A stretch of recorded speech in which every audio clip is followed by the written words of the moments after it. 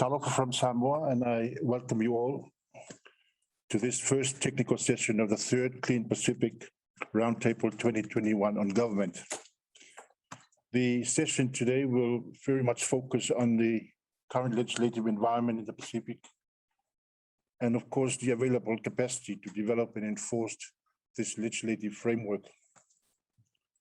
One of the key approaches identified for the successful implementation of the Cleaner Pacific Strategy 2025 is the development of robust policies and regulations that are integrated into solutions.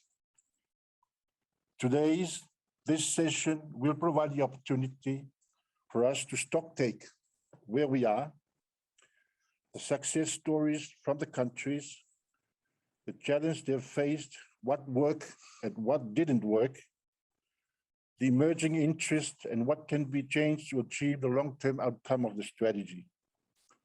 I believe these findings will be very critical to inform the implementation plan that the Secretariat is proposing for the remaining 4 years of the strategy, to include a successful implementation.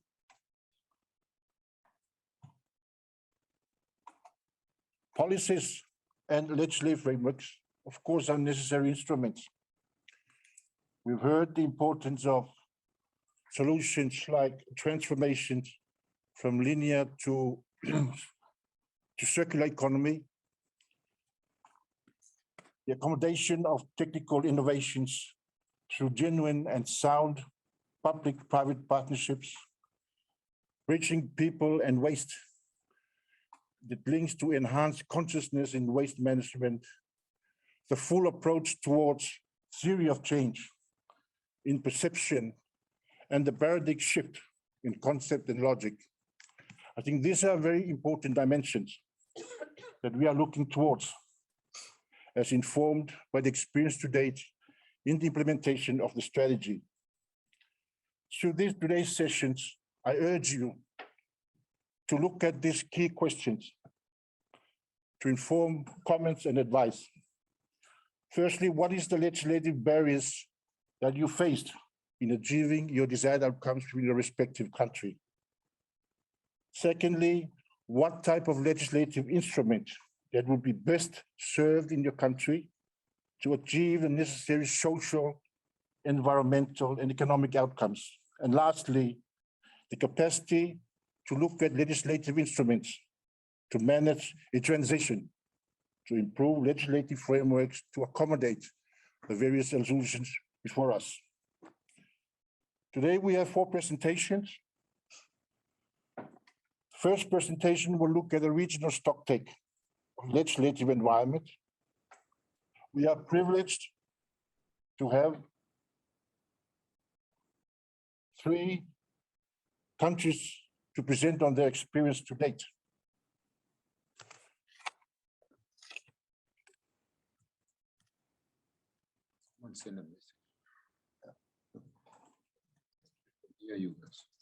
The first question.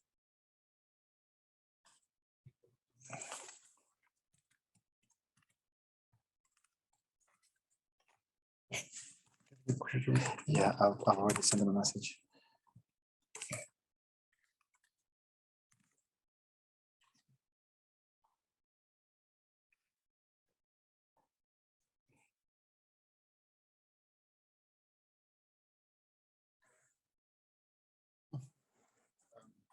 Sorry. Can you just say something, please? Sorry, excuse me. Could those that are online turn their microphones off, please, because we can hear others instead of the moderator who's trying very hard to make his opening remarks.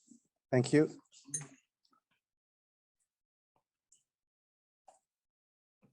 For the first presentation, you'll hear from Professor Jacqueline Beale, Director of the Melbourne Climate Futures. Jacqueline Beale is a professor of environmental and climate law at Melbourne Law School and the director of the University of the Melbourne's multidisciplinary climate initiative, Melbourne Climate Futures. She has authored or edited several key environmental texts, including the Oxford Handbook of International Environment Law 2021 and Principles of International Environment Law 2018. Amongst other roles, she served as the lead author in working groups 3 of the Intergovernmental Panel on Climate Change for its 6th assessment report. And she's also the co-chair of the American Society of International Law Signature Initiative on Climate Change and is a fellow of the Academy of Social Science Australia. The presentation is joined by Professor Lee Gordon of the University of Melbourne. Professor Lee Gordon is a director at the Centre for Resources, Energy and Environmental Law of Melbourne Law School in Australia. She has undertaken research projects on waste management in Australia and several research projects on environmental law and customary law in the Pacific region and Melanesian. So the presentation before you will be combined and it's looking at waste legislative review in the Pacific. I hand over presentation. Thank you. Thank you very much for the invitation to present this keynote presentation based on the outputs from the Pack Waste Plus legislative review undertaken by the University of Melbourne.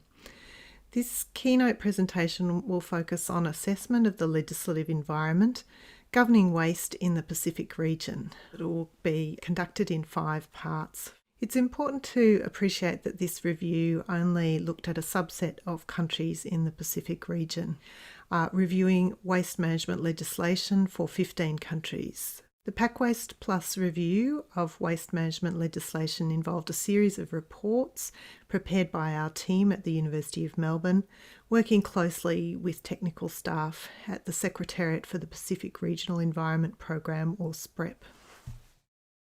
The review focused on 8 priority waste streams with the addition of plastic waste. These were categorised across 3 categories: hazardous wastes, solid wastes and wastewater.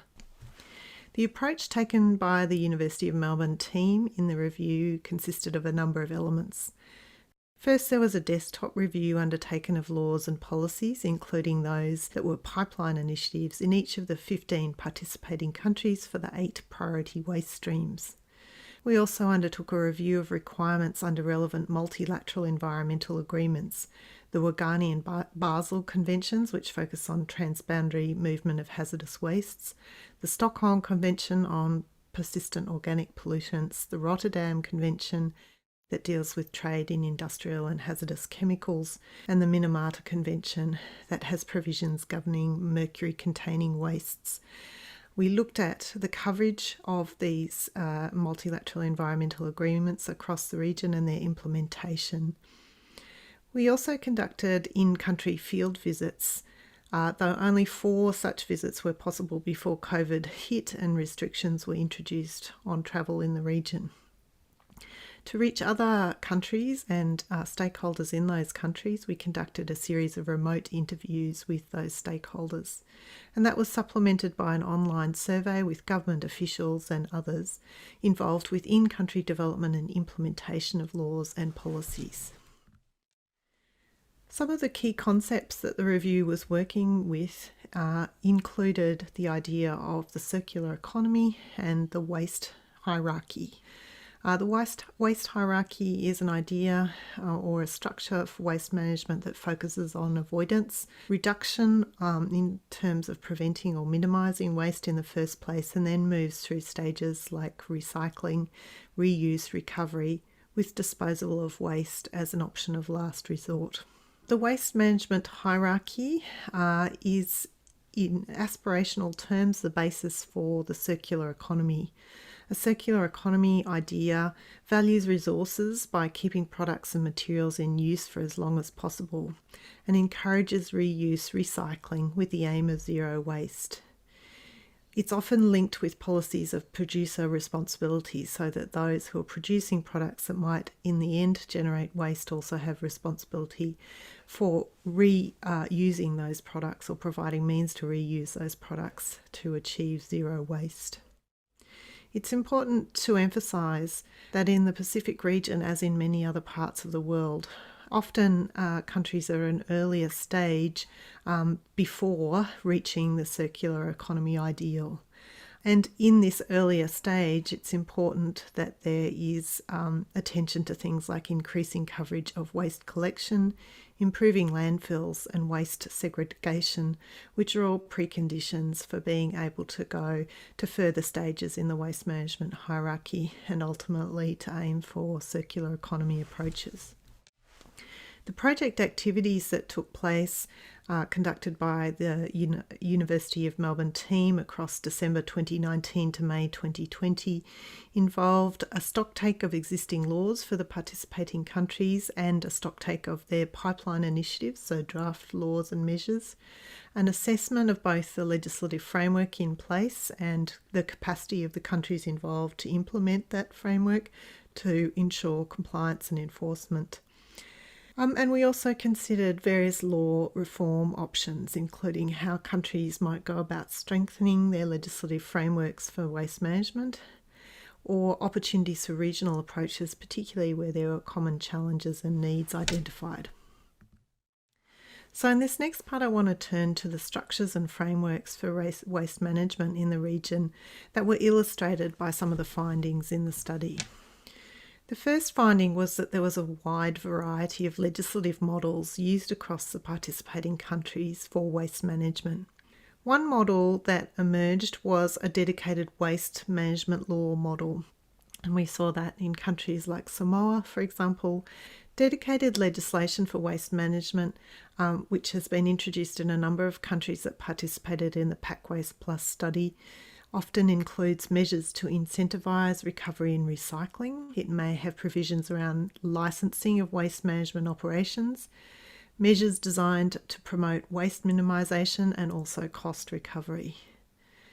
What we also saw in these sorts of dedicated waste management laws is that often those provisions are coupled with new institutional arrangements, particularly ones that might identify a lead agency for waste management in the country to allow for better coordination across different government departments, as well as arrangements for more effectively managing responsibilities across different levels of government, particularly between local authorities and the central government.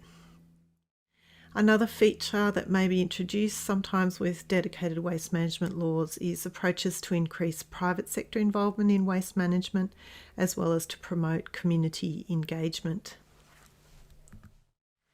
Measures for sustainable waste financing were also a common feature of many laws adopted across the region. In particular, we saw widespread adoption of sustainable waste financing measures such as container deposit legislation. With container deposit legislation, there is a levy or a deposit required for particular goods sold in containers that can be recycled, and that deposit is refunded when the container is returned for reuse or recycling. This money then provides a basis for financing the waste management system. There are many forms of these types of measures, container deposit legislation simply being one of the most common that was seen across the region. Import bans were another type of legislative framework that was very common across the region, and this responded to the need in many countries to try and avoid or prevent waste entering, particularly associated with consumer goods, rather than generating waste through imported goods, which would then have to be managed in country. These kinds of import bans were most often adopted in the context of plastics. We saw laws, for example, on banning single-use plastic bags, styrofoam containers, disposable straws and cutleries as one way of preventing the incoming plastic wastes into a country. In some countries, there was, rather than an outright prohibition, a levy put on particular kinds of goods to incentivise less import of that particular waste-generating product.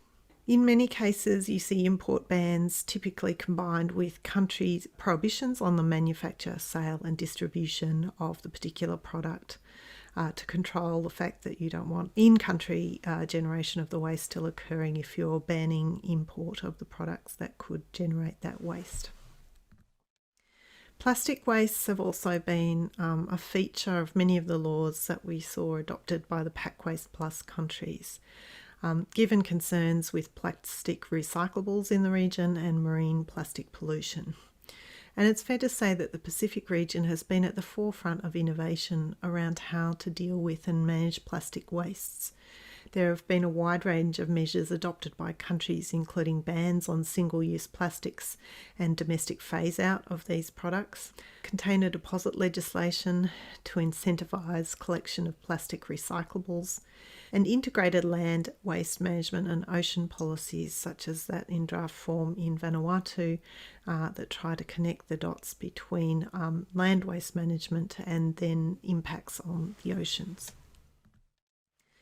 So in this third part, I want to turn to some of the common challenges and needs that we see.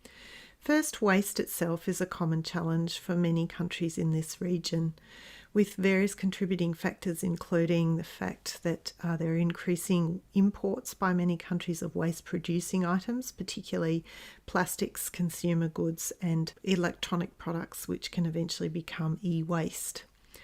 In many countries, there are limited in-country facilities for the collection, treatment and storage of wastes in general or particular types of wastes. For some countries, land availability and the ability to use this for landfill is limited. At the same time, offshore disposal opportunities have been constrained in recent years, particularly as many countries in Southeast Asia are placing constraints on the amount of those wastes that they are importing. Countries in the Pacific region also have common problems relating to the management of waste streams, such as healthcare waste and asbestos wastes that need to be treated in particular ways because of their hazardous qualities. And we've seen during the COVID-19 pandemic that on healthcare waste, we've seen increases in the level of these kinds of wastes that pose additional problems.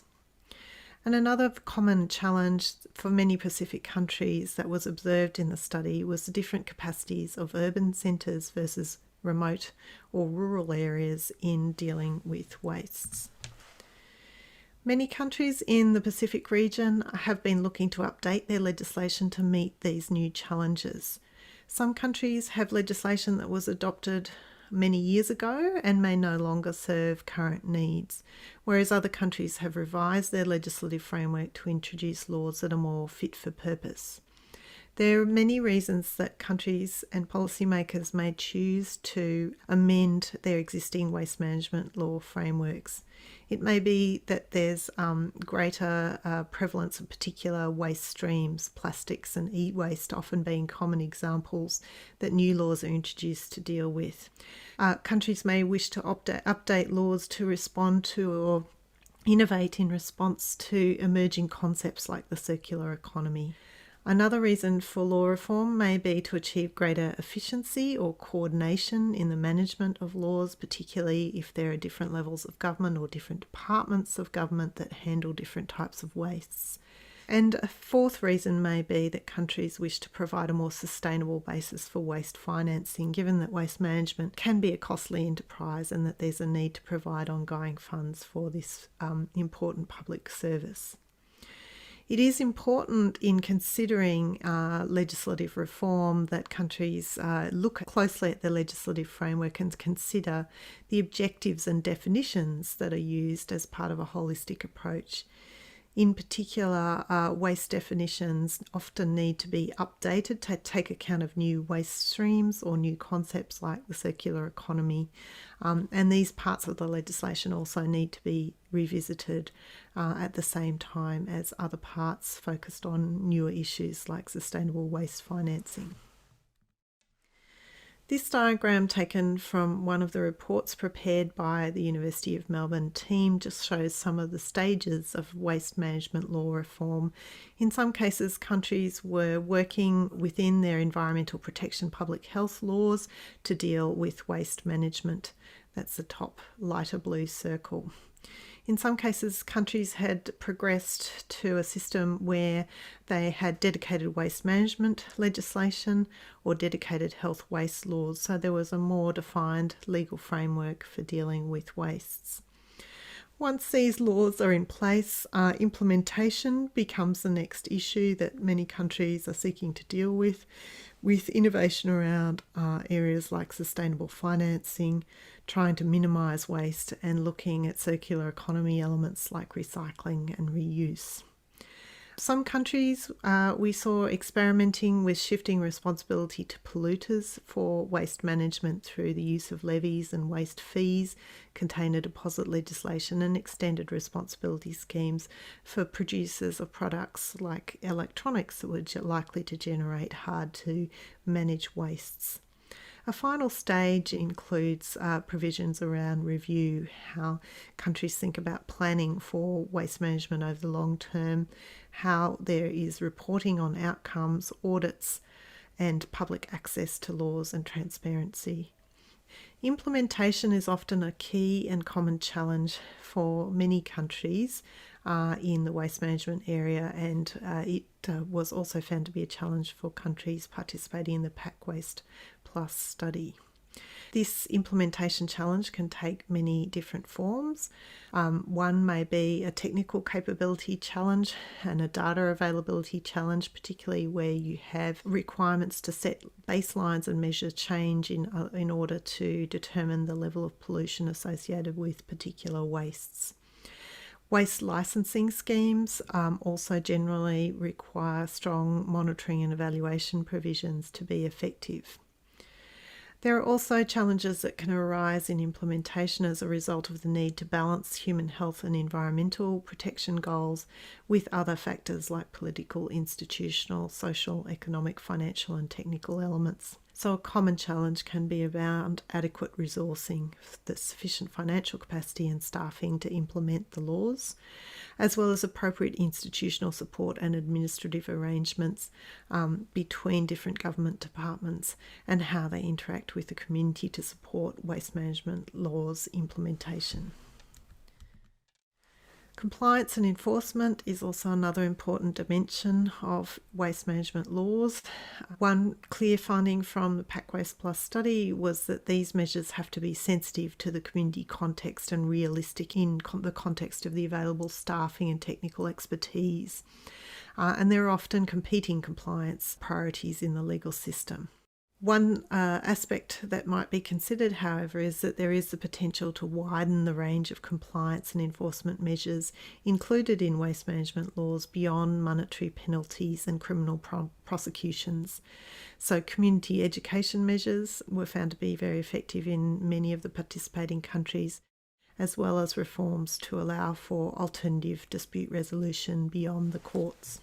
In this fourth part, I'd like to talk briefly to some of the opportunities for regional solutions that emerge out of common challenges and needs. One of the clearest areas where we identified these opportunities was in relation to the export of recyclables. And part of the reason that this is a common challenge is that the global and regional legal frameworks, like the Basel and Ouagani Conventions, largely focus on transboundary movements of waste between countries, but have very limited provisions relating to reuse, recycling, and recovery operations.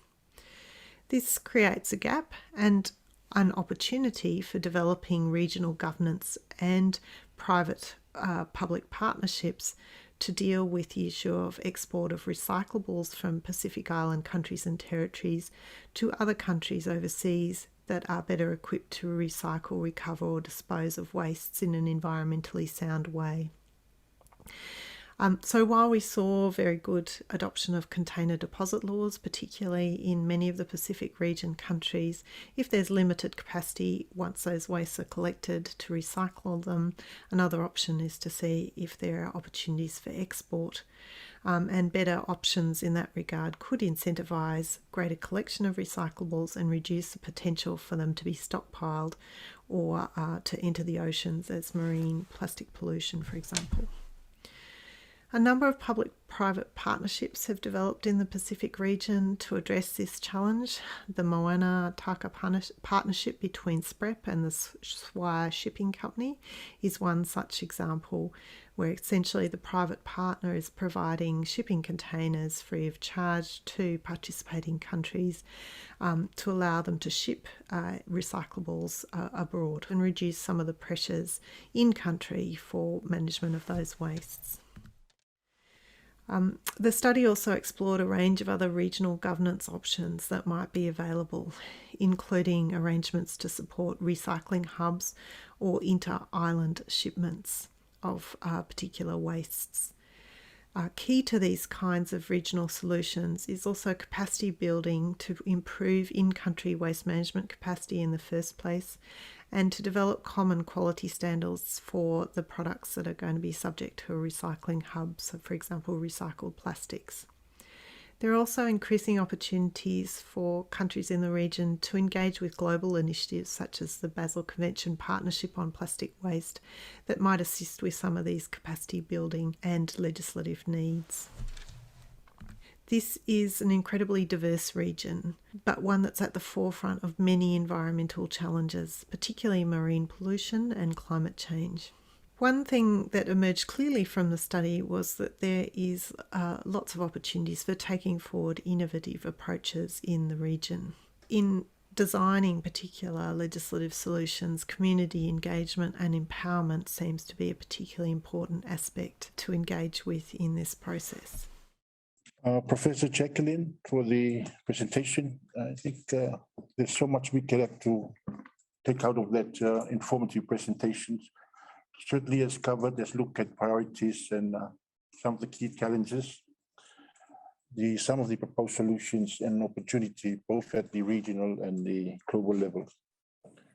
It's important, I think, we can access the full intention of the report so we can take stock of what we need to continue from now onwards. Thank you again for the presentation. I will leave any question and answer until the end of the session. The next three presentations are from our country representatives. We are quite privileged to have them share their experience. The first presentation is by Mrs. Yoni Polenga.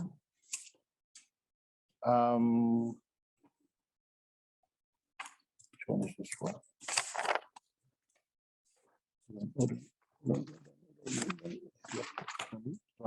Yeah. She's Ms. Polenga. She's the Principal Officer, Waste Management and Pollution Control, Department of Environment, Protection and Conservation from Vanuatu. Mrs. Polenga has more than 5 years experience in waste management in the policy area and planning, project coordination and management at the national level.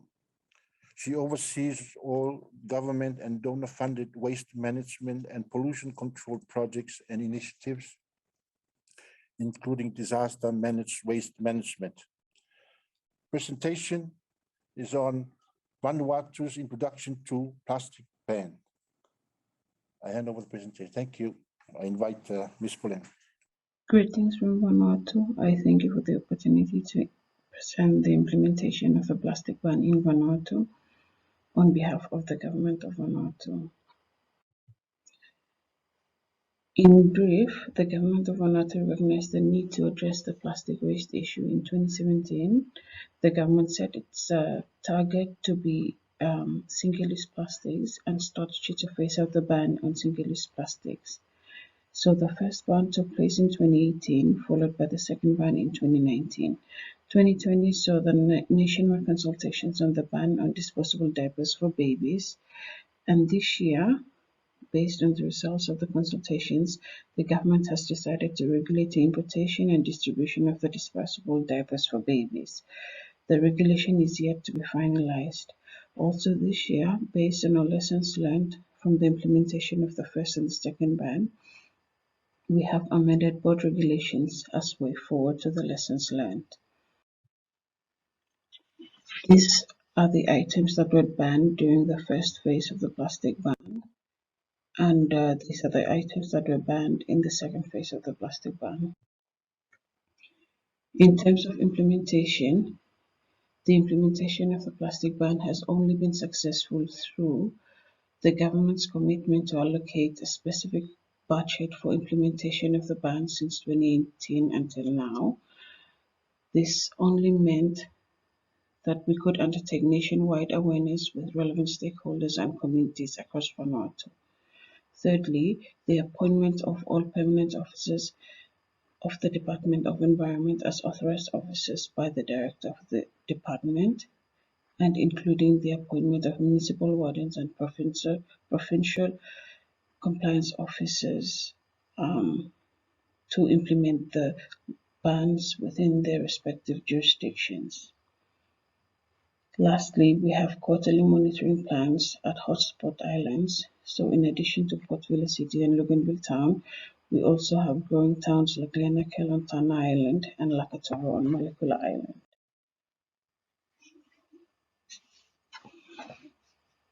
For the challenges, there are many challenges. However, for the purpose of this presentation, we have highlighted 5 key challenges. So the first one is the coordination of compliance and enforcement work from national level to municipality and provinces.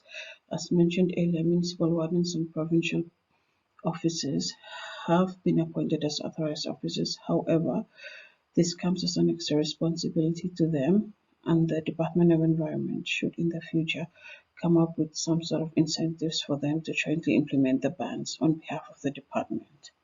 Secondly, the need for the department to strengthen waste management human resources within all 6 provinces of Vanuatu. The department has currently submitted a restructure proposal, which is yet to be endorsed. Thirdly, this challenge is directed to business houses. Although we are jointly working with the Vanuatu Waste Management and Recyclers Association to develop a container deposit scheme for Vanuatu, the government feels that the circular economy concept must be adopted by business houses in Vanuatu, and business houses must learn to think environment first. The fourth challenge relates to the results of waste surveys during public events. So during public events, to encourage waste segregation, we display a 3-bin system with clear labels on them. The reality is people do not pay attention to the labels, and sadly, majority of items littered are those alternatives of single-use plastics already banned, such as paper plates, paper cups, and wooden cutleries. This is an indication that we need to develop more awareness materials, perhaps for specific target audiences or specific to the type of public event being held. And lastly, we do not have appropriate technological equipment to verify the plasticity of single-use plastics that have already been banned. So for the first ban, we've amended the regulation to remove a limit on 35 microns because we did not have available technology to verify this. So for the second ban, we based the regulation on the physical appearance of the single-use plastics to be banned. In terms of achievements, at the national level, the plastic ban has brought waste management to light. I say this because since 2018 until now, waste management has become a government budget priority. With an ongoing budget, it provides a space for the development of relevant waste management and pollution control policy directives. Furthermore, our Port Vila city is cleaner than before, and we have received more invitations to undertake waste literacy awareness jointly with our sector partners. We also have more opportunities to partner with INGOs and local NGOs, especially for awareness and outreach programs. And lastly, at a national level, the first COVID-19 alert saw waste management as a priority target area of concern. So the department was part of the committee, mainly to strategize on how best COVID-19 related waste could be best managed. At the regional international level, we have received more regional and international waste management project initiatives, and through this comes the opportunity for capacity development, which the department needs. So this slide just shows that in 2021, waste management still remains as a budget priority of the government, and the government's environmental protection agenda is captured in the budget priority, with specific outcomes to improve environmental and climate services in all 6 provinces in accordance to the government's decentralization policy and through improved waste management and pollution control. In closing, I would just like to share with you all that my mission is to ensure that waste management and pollution control remain as high priority targets of the government at the highest level possible. I thank you all for your attention, and I wish us all a success in this round of meetings. Thank you, Thomas.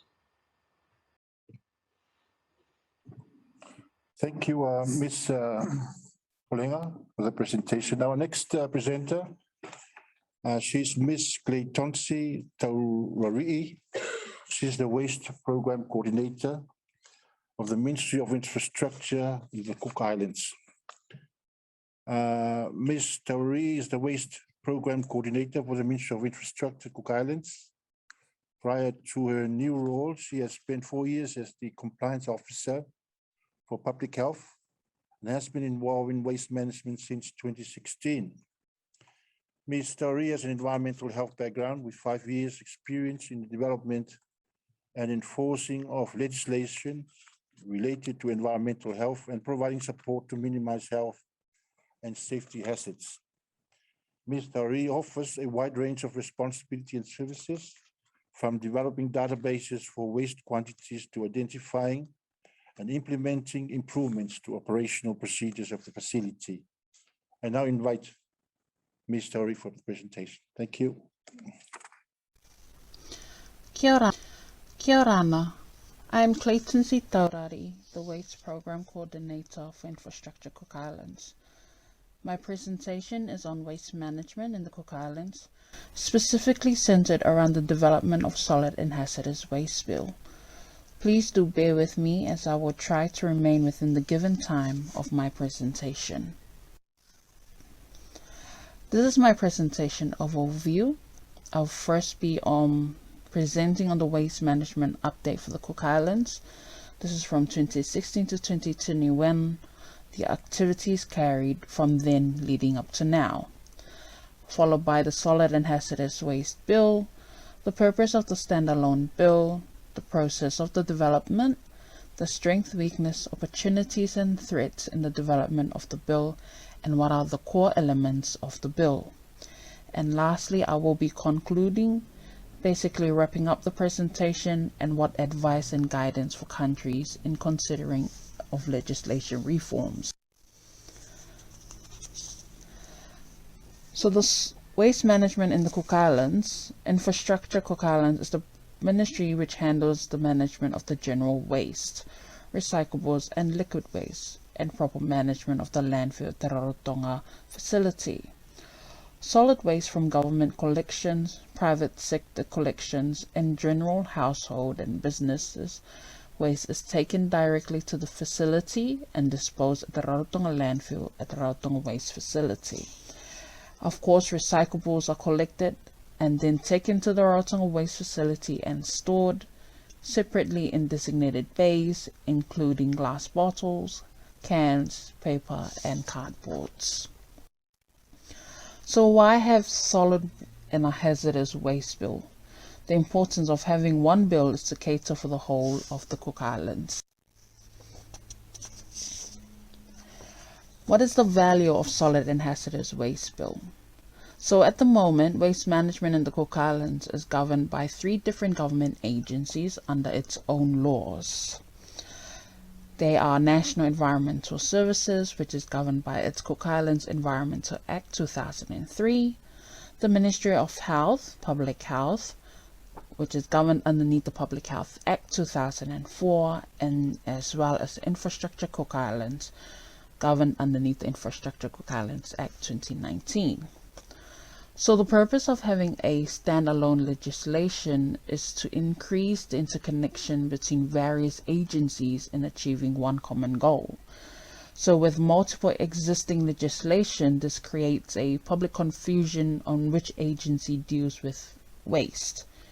With the new bill being developed, we are then able to minimize the overlapping of roles and responsibilities associated with waste management and highlight each agency's roles and responsibilities in dealing with different waste streams. The development of the Solid and Hazardous Waste Bill. So in 2016, the Cabinet authorized the commencement of legislative drafting of the Solid and Hazardous Waste Bill. In 2017, we had drafting instructions were put together by our consulting team in New Zealand, as well as ICI, in collaboration with our Crown Law. Discussions were made around the conditions of collection, delivering waste to waste facilities, enforcement process, the grace period for enforcement, hazardous waste, the different types of waste covered in the bill, contracting out, and development of solid waste management committee. In 2018 to 2019, various meetings and consultations between ICI, Crown Law, as well as our parties in New Zealand, and other various agencies for comments on drafting the bill. Issues identified during the consultations, overlapping of roles and responsibilities from different agencies within their own acts, infringement system to be set up as a minor offense. So these were the comments that was identified during the consultation. In 2020 of last year, the bill has been put on hold. This was due to the pandemic, which we are all facing at the moment. So in this year, 2021, the bill is awaiting for our advance recovery deposit fee policy to be submitted into Cabinet and passed in this month, November, before the submission of the bill can be tabled into Parliament. Our solid and hazardous waste bill, so what we did, we have done a SWOT note to identify what are the strengths, its weakness, the opportunities that we have, and as well as the threats that we may face in the development of this bill. So what the strength we have identified is that all waste streams will be covered under one bill. The roles and responsibilities will be clearly stipulated in the bill, and the penalties and offences will be covered in the bill as well. The opportunities in doing this, we'll be able again to collaborate with all agencies involved in waste management. We'll be able to identify gaps of waste management and hopefully to put waste management to be a priority for the Cook Islands.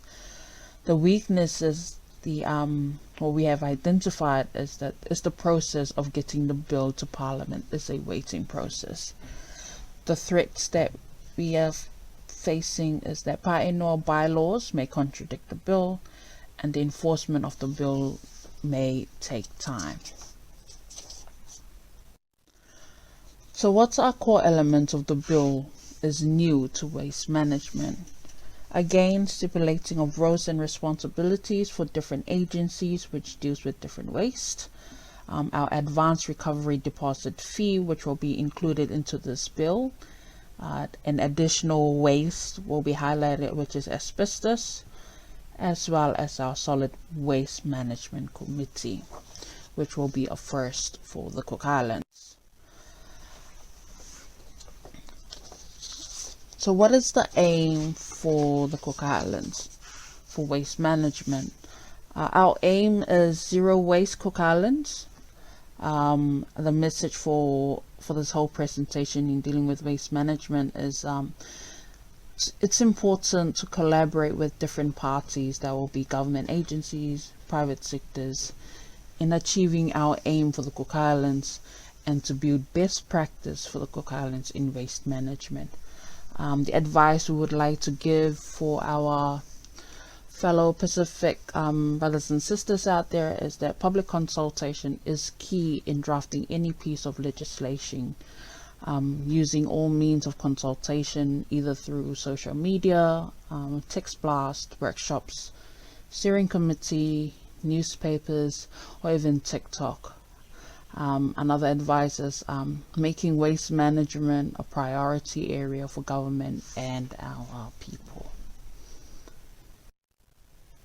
So that is all for me this afternoon. I hope you've enjoyed my presentation. Kia orana e kia manuia.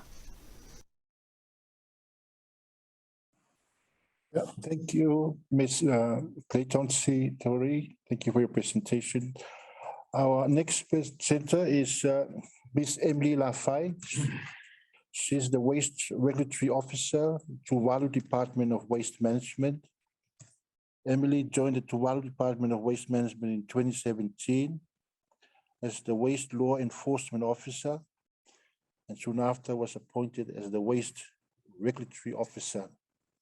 Prior to working at the department, Emily was at the Department of Budget under the Ministry of Finance, under the aid as an aid advisor. Her responsibilities range from providing legal advice on implementing waste legislation, working with the Attorney General's office on drafting new waste legislation, and assisting the Waste Law Enforcement Officer with the implementation of this legislation. Before I invite Emily, I just want to inform the participants to please put any questions in the chat box. We might have some issues with time for the Q&A, but your questions are quite important to us. So I now invite Ms. Emily Lafay. Thank you.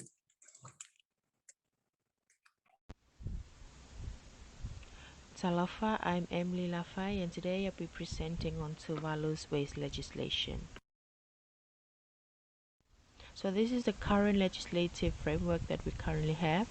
First of all, we got an integrated waste policy and action plan from the year 2017 up to 2026. Then we got a Waste Management Act 2017, and under that act we have developed 3 different regulations. So the first one is the Litter and Control Regulation 2018. We got the Levy Deposit Regulation 2019, and lastly the Prohibition on the Importation of Single-Use Plastics Regulation 2019. Also, we got the Outer Islands Waste Bylaws, regulated and monitored by the island councils. So how has the legislative framework assisted Tuvalu's waste management? So first of all, we have got, we received active participation from key stakeholders.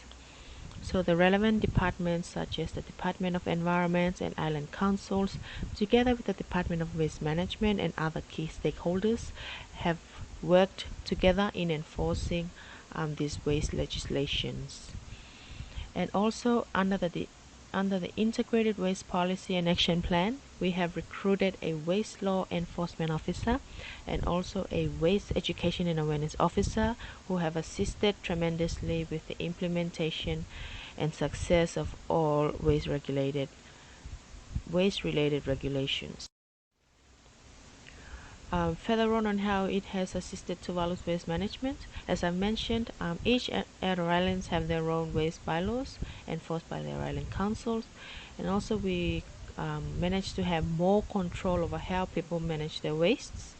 And lastly, the designated waste operators, as listed out in the Waste Management Act, which we only have 2 waste operators, Department of Waste Management and the island councils. They fully understand their responsibilities, so there are no clashes in responsibilities. What have we achieved so far? So first of all, we have conducted a wide range of awareness programs on these regulations and also general waste management practices. We have conducted these programs to all schools, youth groups, governmental departments, churches, communities, and the general public. So these awareness programs are conducted through TV programs, radio programs, and also in-person workshops. Less public litter due to the waste levy refund and single-use plastic ban. More people are collecting the wastes and returning them for the sake of refund, which is a good thing. and as well as a single-use plastic ban. More people are aware of the regulations and their penalties due to the wide coverage of our awareness programs. Also, more people are aware of how to manage their wastes in a proper manner.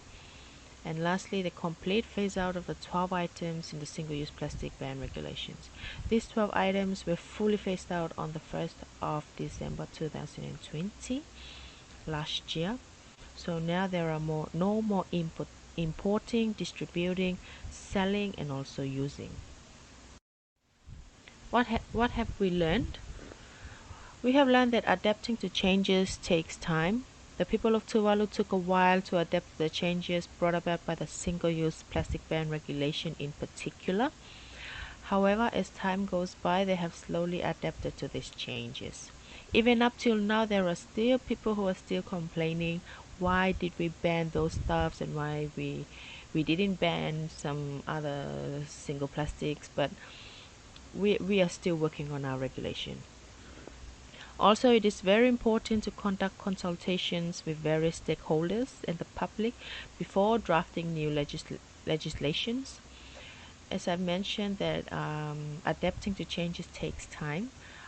Tuvaluans were quite shocked when we put into effect the single-use plastic ban regulation, as some claim that there were not much consultations conducted.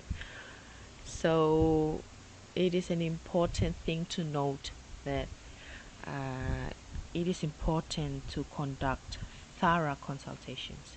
But so far, everyone have been slowly adapting to these changes. Also, it is very important to frequently meet with key stakeholders on important waste-related issues that need to be addressed throughout a wide scope. Many waste-related issues are not to be addressed only by the Department of Waste Management, so it is very important to frequently meet with key stakeholders, like I mentioned, Department of Environment, probably Department of Marine. We got a list of our key stakeholders, so it is very important to frequently meet with them and discuss and address waste-related issues. Way forward, we are actually planning to add more single-use plastics to the list of banned plastics in the regulation. Like I mentioned, there have been complaints as to why we haven't banned that sort of single-use plastic and why are we banning. So next year we will be adding more single-use plastics. So that is one of our objectives for the following year. Another one is to continue regular awareness in the mainland Funafuti as well as the other islands. As we all know, that awareness is very important because we can't just put legislations in place without ensuring that people are quite aware of the requirements of these legislations. And lastly, regular reporting from enforcement officers on the compliance rate. We want people to comply to our regulations, so it is very important to get regular reporting from enforcement officers on the compliance rate. So I think that's it from Tuvalu. Farafitay for listening, and if you have questions and if you have any questions, please feel free to ask. Farafitay.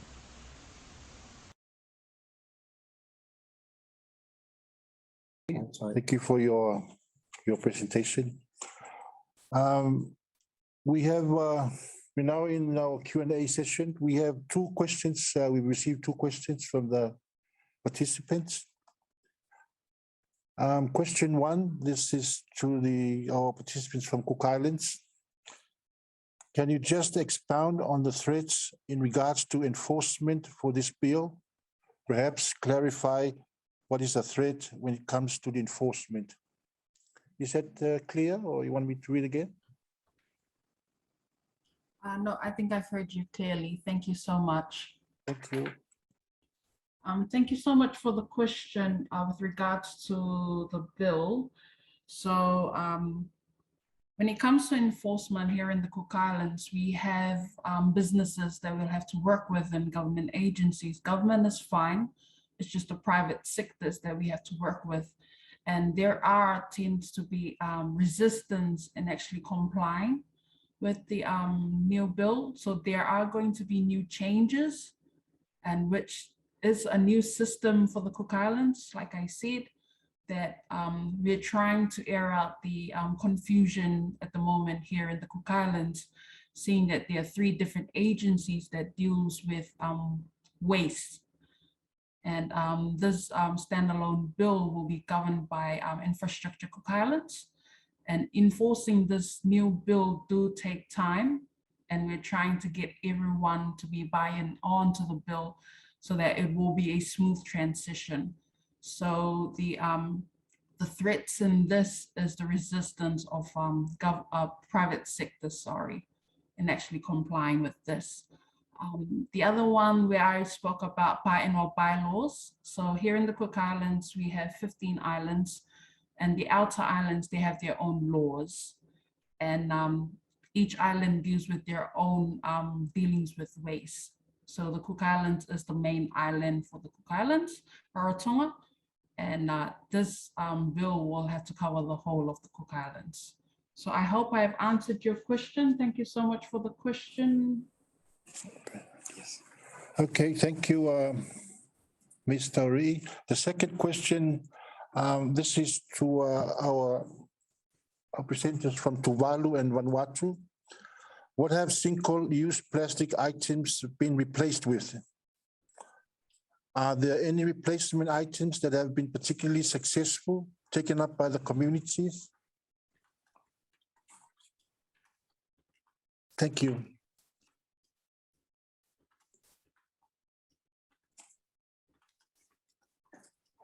Should I read the question again, or? What have single plastic items been replaced with in Tuvalu and Vanuatu? And are there any replacements items that have been particularly successful, taken up by communities?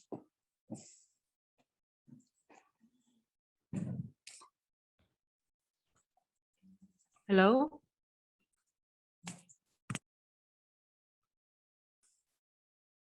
Yes. Okay. So I'll be answering from Tuvalu regarding Tuvalu's single-use plastic ban. So the items that we have used to replace the plastics that we have banned, like for each items, we have their own alternatives. So out of the 12 items, each item, as I've mentioned, they have their own alternatives. So like, for example, plastic shopping bags, we have alternated them with reusable shopping bags. Plastic straws, we have alternated them with paper straws, styrofoam takeaways with paper takeaway containers, plastic cling film glad wrap, we have alternated them with aluminum foil, and also for all the single-use plastics, cutleries, plates, cups, we have alternated them with the reusable ones, like the normal ones that we use in our homes, the steel cutleries, and also we have some bamboo cutleries that currently selling out at our shops. So even before or even during consultations, when we were listing out the list of plastic items that we will be banning, each items we have corresponded them with the alternatives. So currently right now, all the shops, they have the alternatives in place on their shelves. So people have been getting used to using those alternatives. Thank you.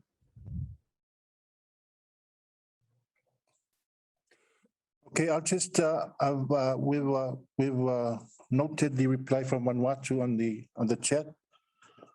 For Vanuatu, as mentioned in the presentation, the government has always recommended traditional alternatives This has been captured by market vendors to package fruits and vegetables, traditional hand carries.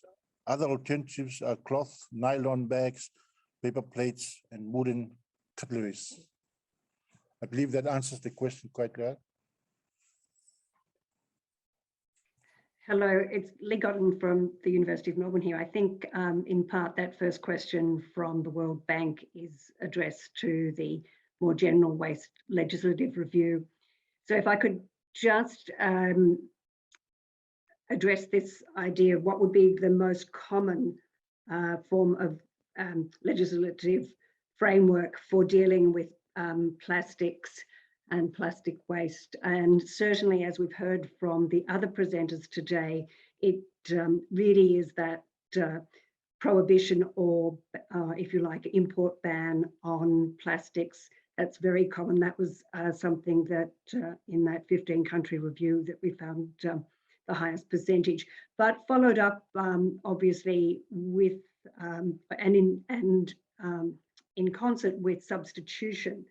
So that as we're just hearing from our presenters from Vanuatu and Tuvalu, you can't just ban something, it has to be also in concert with in-country substitution and working as Vanuatu have done with traditional replacements, such as traditional ways of carrying things home from the market. But also some of the points that I think were raised in relation to how do you differentiate some of those standards and technical questions about what constitutes the single-use plastic. So you've also got to sort of work, I think, quite closely at that domestic level in terms of implementing those initiatives that are done at the import level. The other thing that we did pick up across the legislative review was the difficulties of enforcement and compliance. And so I was very interested to hear Tuvalu's successes in relation to the way in which their regular reporting, their auditing, and their compliance was really working very well with their community engagement. And that's something that I think we could also stress from our waste legislative review, the stocktake, the need to work on different forms of compliance, community awareness and engagement, so that you're working across a wide range of levels, and then the institutional reform. So it really is a holistic approach. Thanks, I hope that's helpful. Thank you very much for that response. We have one more question. The question is, has anyone been charged under the plastic ban bill regulation since its enforcement phase on the non-compliance? I guess this will target Tuvalu and Vanuatu, since Cook Islands are still in the build stage of their. Can we have a response from Tuvalu and Vanuatu? Thank you.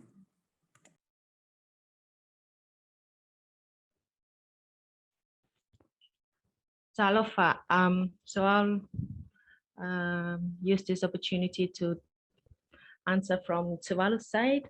So currently at the moment, we just issued a penalty notice last week to one of the businesses, as they were caught importing a certain single-use plastics that was included in the banned list. So within our regulation, you are allowed 26 days to pay up that fine. If the 26 days are up, then we will further deal with the offender in as usual. So at the moment we have only what should I say? We've already sent a penalty notice to just one of the business. So that's the current update. Thank you. Thank you. Tuvalu, we noted that this Vanuatu participant is not online, so we'll take note of the question and the interest, and we'll try and accommodate as much as possible. I think that takes us to the end of this session. Yeah, please. Sorry to cut in again. Could I just add a very quick note from the Waste Legislative Review stock take? We did actually do searching as part of our general research on the number of prosecutions and penalties, and that was an area we identified as one of the challenges, in that it basically appeared to us from our research that there was very little penalty notice and compliance work. So I think this is one of the areas, if people are thinking about how they reform legislation, is to think about the penalties and to think about different ways, for example, that those compliance orders could work beyond, for example, a monetary penalty. So could it be sort of engagement in awareness building, working with stakeholders about alternative ways in which they could contribute perhaps to a program on waste management. So there are strong opportunities there. So I'll just leave it there. Thank you. Sorry to cut in. Okay, thank you. I think that takes us to the end of this session. Again, I thank you indeed. I thank all the presenters, regards to the preparations. It's been very informative. And as I said, we take note of some of the questions that are coming through the chat now, and we certainly try to accommodate it as much as possible. Welcome back, and I trust you had managed to have a cup of tea over the 5 minutes break we just had. The panel discussions second session this afternoon is looking at government capacity to implement the Cleaner Pacific 2025 strategy. Guess from the last presentations, it has informed us that this is one of the big challenges in the legislative environment, is the whole capacity to enforce and enhance compliance, in addition to actual development of legislative frameworks. So this afternoon, we are quite privileged that we'll be hearing some case studies from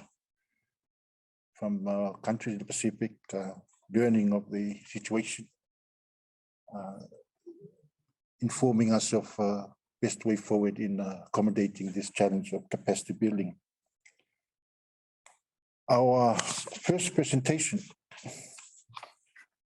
is from Palau.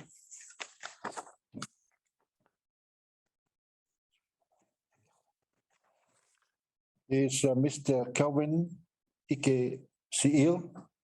He's the Chief of the Division of Solid Waste Management, Bureau of Public Works, Ministry of Public Infrastructure and Industries in Palau. Mr. Ezekiel started a career in the government sector in 1999 as a compliance specialist at the Palau Environmental Quality Protection Board. In 2005 to 2008, Mr. Ezekiel was recruited by the Bureau of Public Works to manage the first Japan Technical Cooperation Project for improvement of solid waste management in Palau. After 2008, Mr. Ezekiel became permanent manager for the Solid Waste Management Office under the Bureau of Public Works. And in 2015 till now, Mr. Ezekiel became the chief of the new division of Solid Waste Management under the Bureau of Public Works. He now manages the J Prism 1 and 2 and the CDL program in Palau. I invite the presentation. Thank you. Good morning, good afternoon. This is Calvin from Palau. I'm going to talk about CDL program in Palau. Okay, so laws and regulations.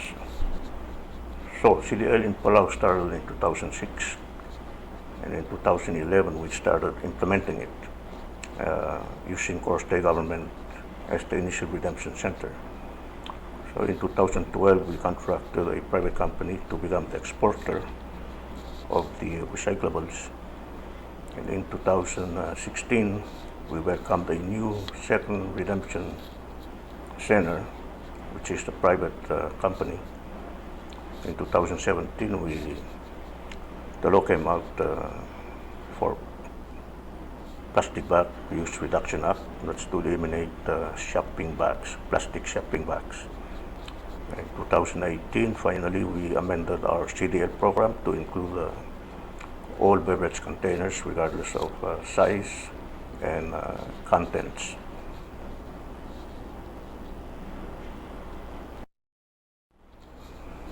So this is the outline of the program. So basically, it's a 10 cents deposit fee. We call it DBC, which is a deposit beverage container. So basically, the importer pays 10 cents deposit fee to the National Treasury, and the National Treasury will then distribute this 10 cents into two accounts. One account is the recycling fund. This fund is to be used by the solid waste management in the national government, and the other account is for the refund, the 5 cents refund, and the 2.5 cents for the redemption center's compensation.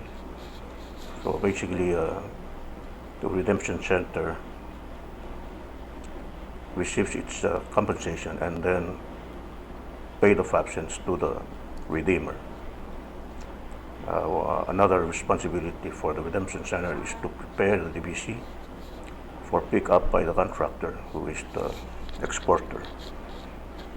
Now, the contractor will then have to pay the National Treasury per kilogram of these recyclables, and then export them for their own profit.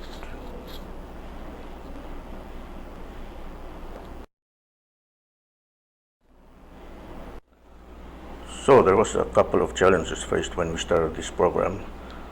First of all, it took us 5 years to implement the program because of our lack of capacity and facilities. Some items were difficult to recycle or export.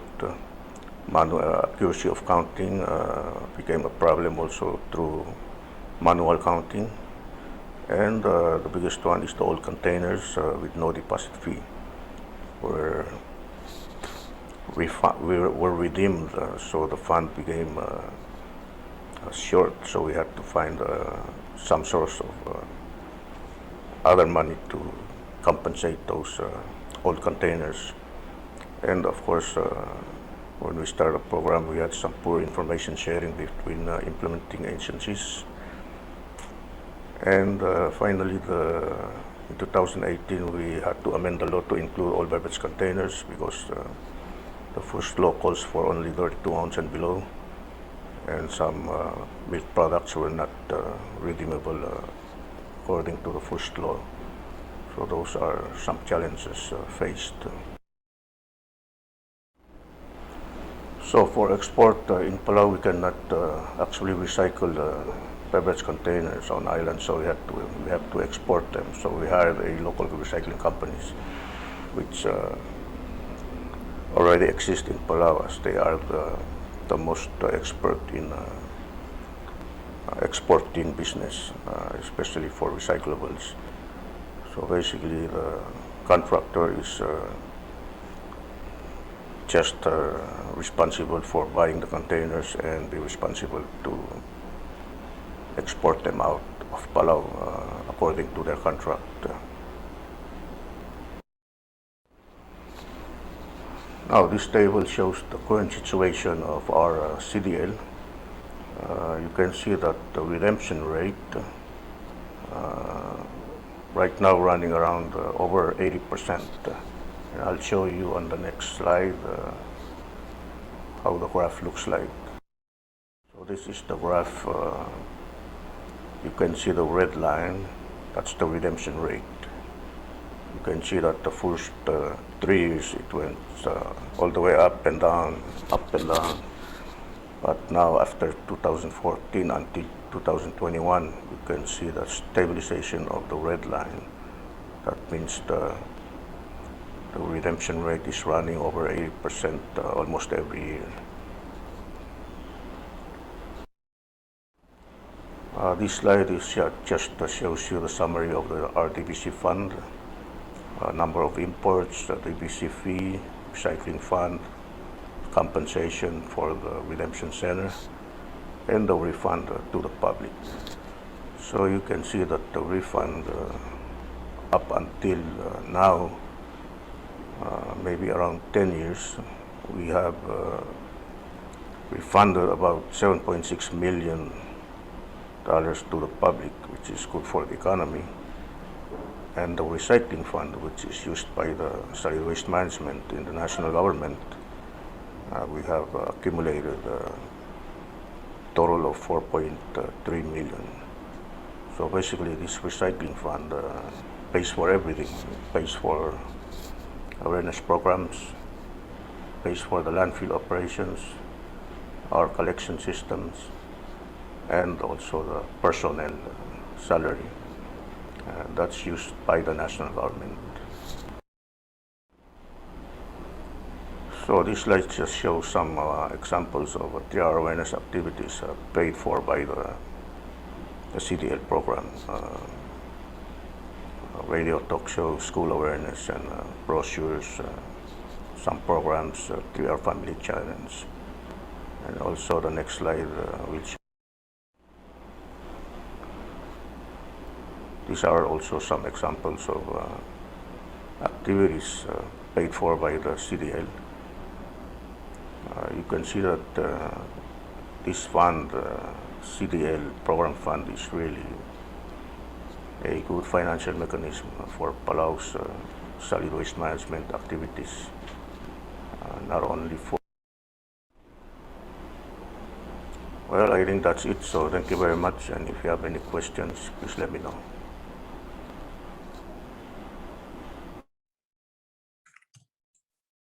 Thank you, Mr. Kelvin Ezekiel, for the presentation, informative presentations. We'll take note of the updates and certainly come back on the end of the session if there are any questions for your attention. Thank you again. The next presentation is from Victoria Nangue. She is the Environmental Licensing Officer at the Environment and Conservation Division in Kiribati.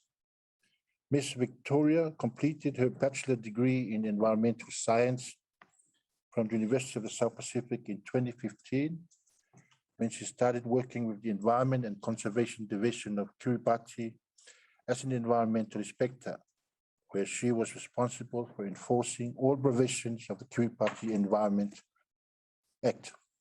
In 2016, she was permanently appointed an environmental liaison officer, a position she currently holds. Victoria currently acting as the program manager for the licensing and compliance section within the Environment and Conservation Division, where she has been overseeing and leading 2 units, namely the Environment Licensing Unit and Compliance and Enforcement Unit. She's responsible for managing and coordinating activities within the section, ensuring that activities progressed are completed on time. I invite Ms. Victoria for a presentation. Thank you. Good afternoon, and Kamnaben Mary from Kiribati. My name is Victoria Nangue, and I'm here to briefly present the Kiribati Environment legislation and the development of the new Environment Act 2021 here at the Clean Pacific Roundtable.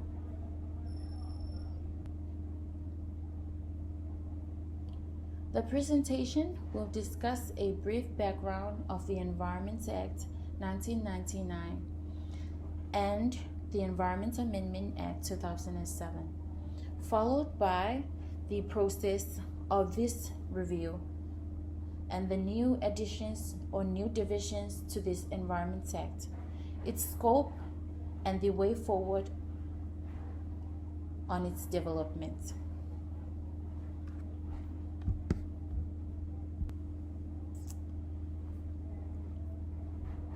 Prior 1993, the environment governance was not quite familiar. It was always treated on an ad hoc basis, politically, technically, and locally. And this has led the environment for years to be passed around and spread through a number of government departments in its dealings with environmental problems. However, in 1993, the Environment Unit was finally established within the Ministry of Environment and Natural Resources Development.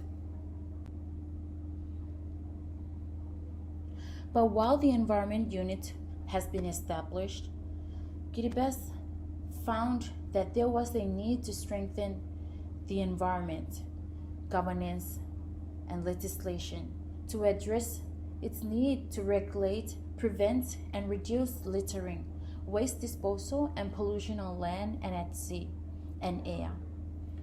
There was also a need to regulate and control development activities that have potential negative impacts on the environment, as well as to conserve, manage, and protect the biodiversity of Kiribati overall.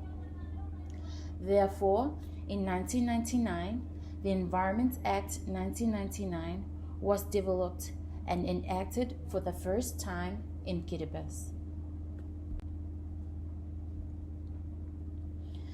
8 years later, the Environment Principle Act 1999 was amended, and while the objectives of the Principle Act remains, it was further revised and approved in Parliament in 2007, and that is the current act used to date along with the Principle Act 1999.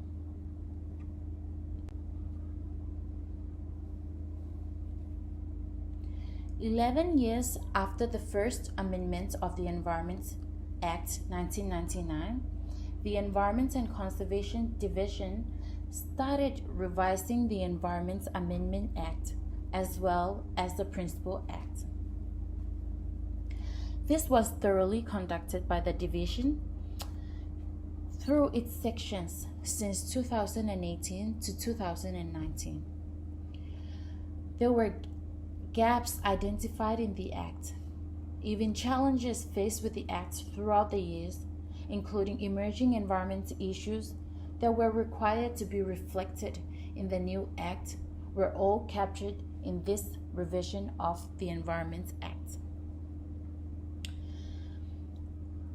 A national consultation was also carried out throughout 2020 and continued to 2021.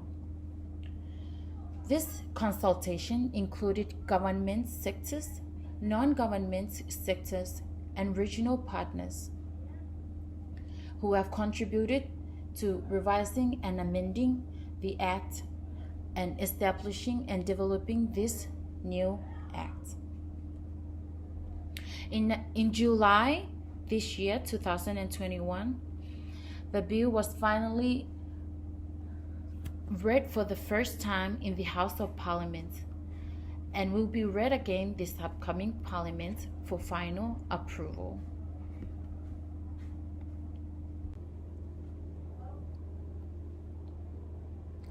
The scope of the bill will remain within Kiribati's national jurisdiction and national boundaries on land, at sea, and air. The bill also will ensure that the rights of the people of Kiribati to a safe, clean, and healthy environment that is also resilient and sustainable for future generations.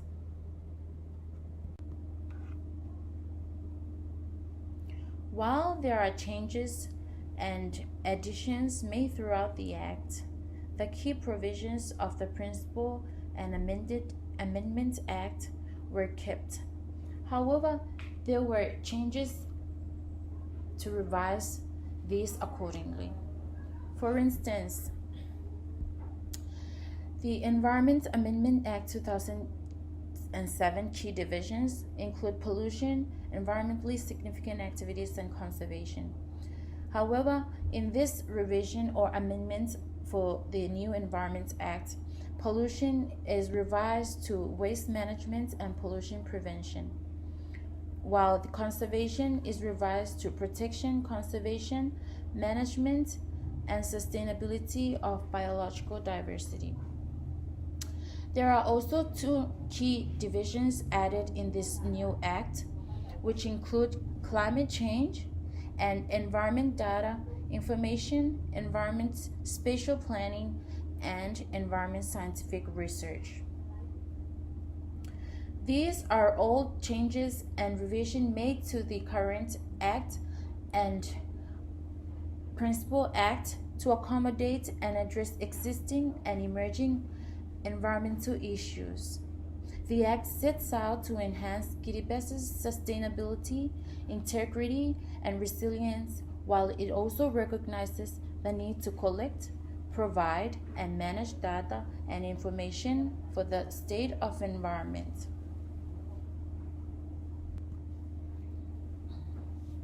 The way forward for this Act or this Environment Bill currently being reviewed is that after approval, this bill will repeal the Environment Act 1999 and Environment Amendment Act 2007, if and when approved during the second reading in November 2021 House of Parliament.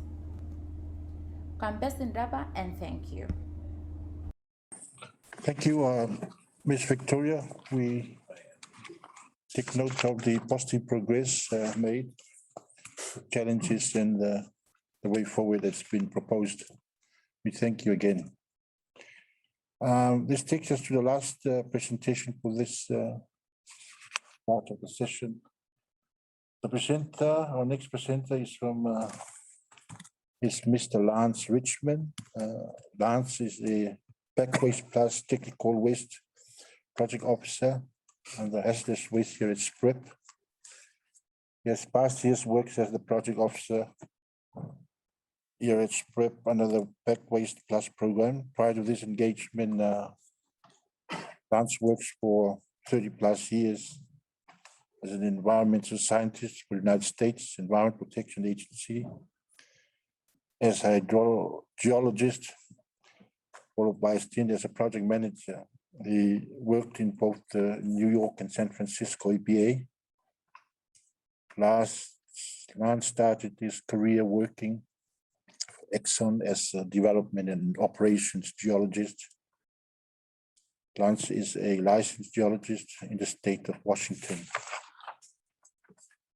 Lance's presentation will look at governance and legislative opportunity, looking at asbestos and focusing under the Pack Waste Plus. And Lance, thank you.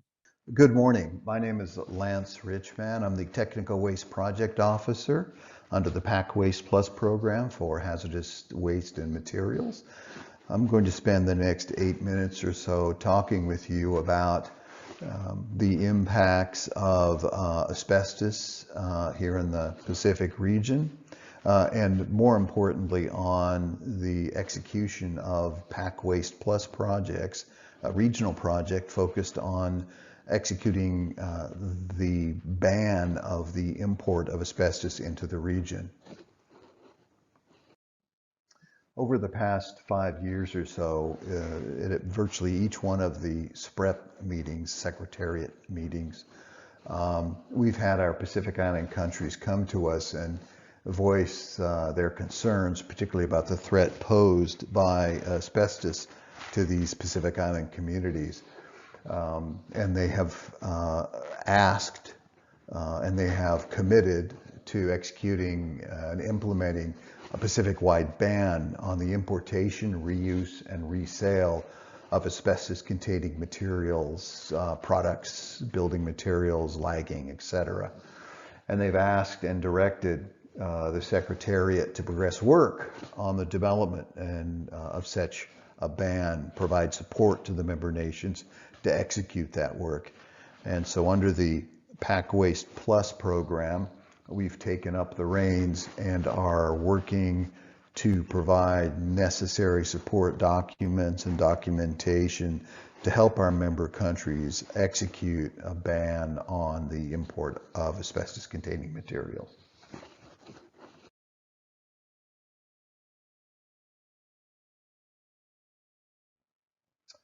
So this is in a tabular form how our regional asbestos management framework is going to work.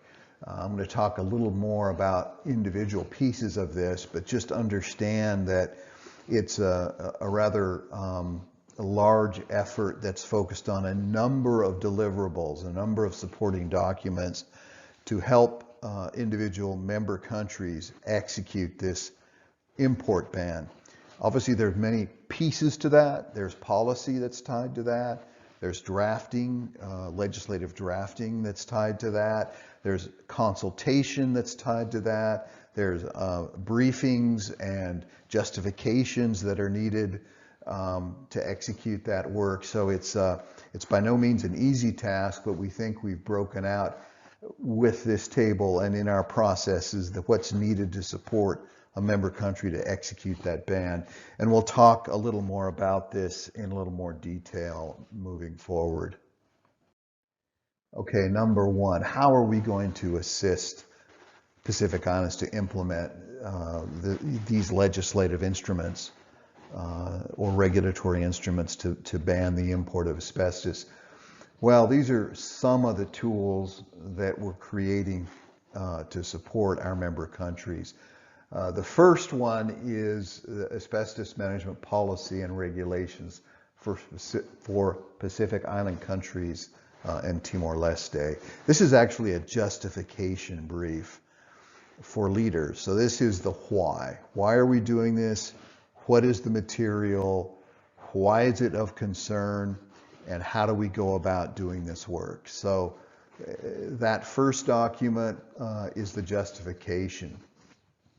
We also are producing a model policy, both focused on the, focused on both worker health and safety, individual health and safety, the approach that the regulatory agencies should take, etc.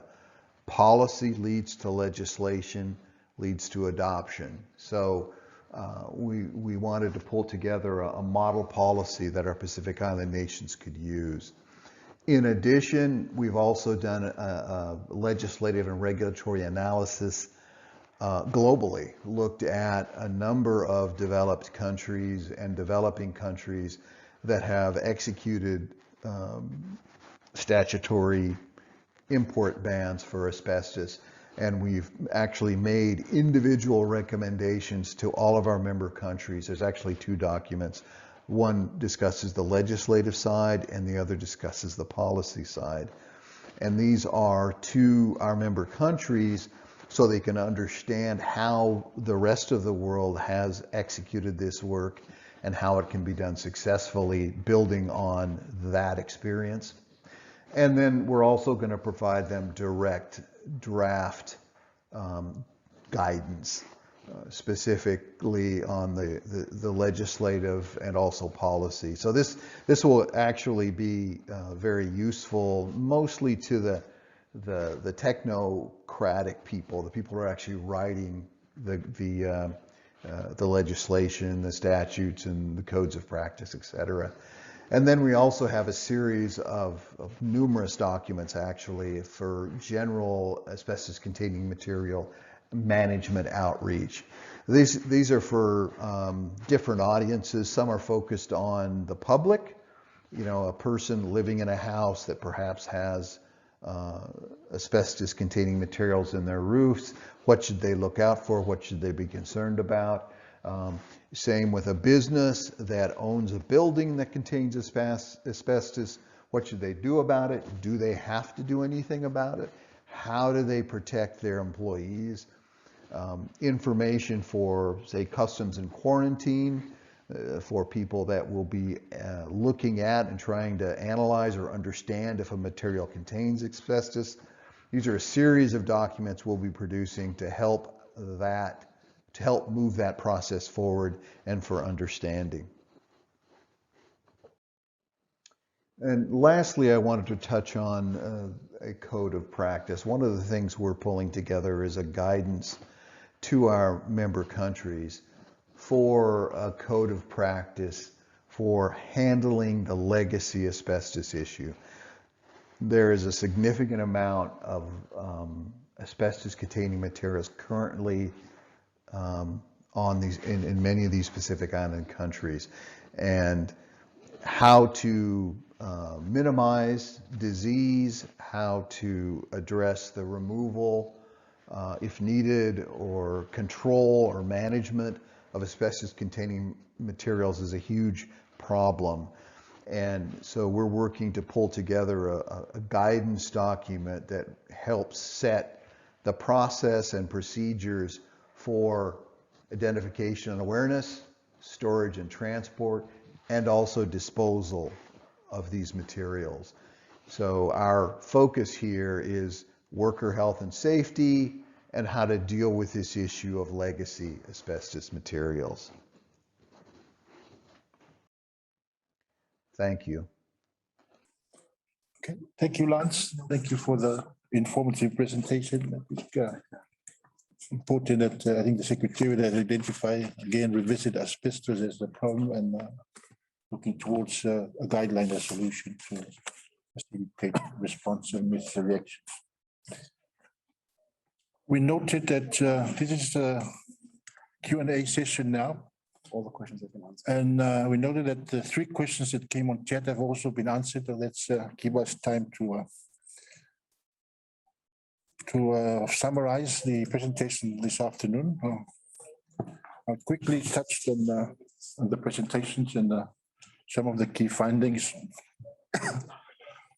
We recognize the presentation regarding the regional status and the respect for the diversity of the region. I think it's important that that been recognized, the various models and the wide models that have been accommodated by the various countries. I think this also reflects on the capacity of the countries to actually enforce, develop and comply, which is again a big challenge that's been noted. We also take note of the issue of waste financing. There's a common approach towards plastic bans regarding importation bans. The issue of institutional is quite important because this will reflect on government once they've got the various legislation passed. Of course, they need to institutionalize it to get the manpower behind it to actually. So this is a critical element that government should look at it on how, in addition to developing the legislation, how to institutionalize it.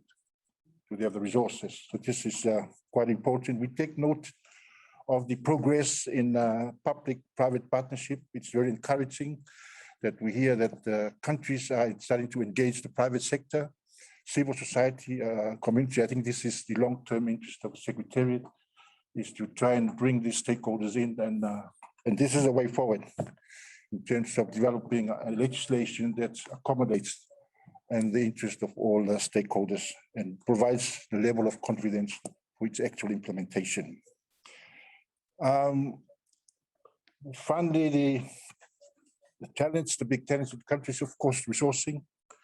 And this is not a new challenge. And it's something that the Secretariat is also trying to address as much as possible through various partnerships with the donor communities and development partners. I have some specific comments, findings on the Vanuatu plastic ban. There is positive progress in some of these national efforts, and it's quite encouraging to the Secretariat,